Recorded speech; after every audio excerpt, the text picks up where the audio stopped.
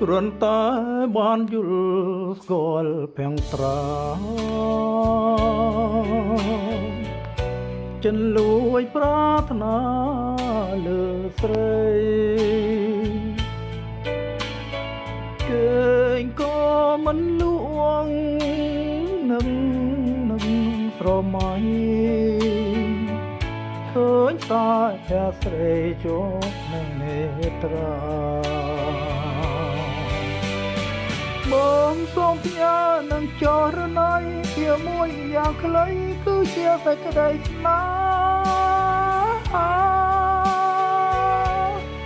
សូមអូនមេត្តា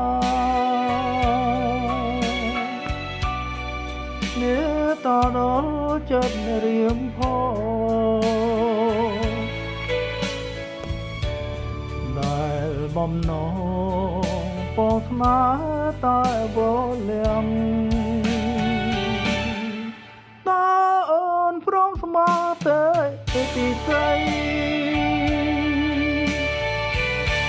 យ៉ាងត្រស្រទន់មានមុនស្នេហ៍ផុនគេក្នុងលោកីបើសិនអូនព្រមរួមពី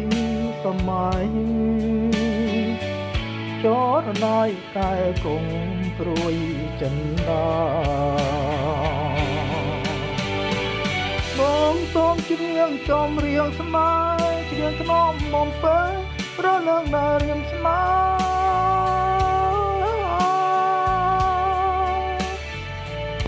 បានស្ដាប់កាលណាសូមចិនដាចេប្រណីសូមចិត្តថ្លៃចេខន្តីតនដងដល់ស្នេហ៍របស់បង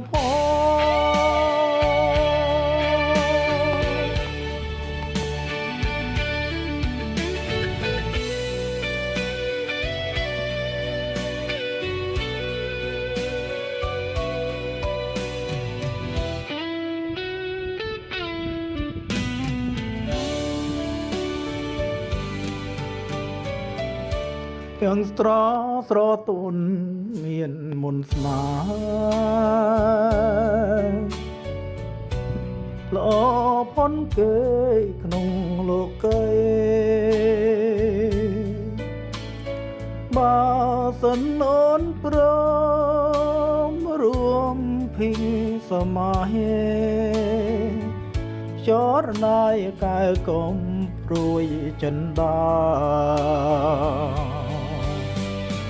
បងសូមច្រៀងចំរៀងស្នេហ៍ច្រៀងថ្នមបំពេប្រលឹងដែលរៀមស្នេហាបានស្ដាប់កាលណាសូមចិនដាចេះប្រណីសូមចិត្តថ្លៃចេះខានតីសនដងដល់ស្នេហ៍របស់បង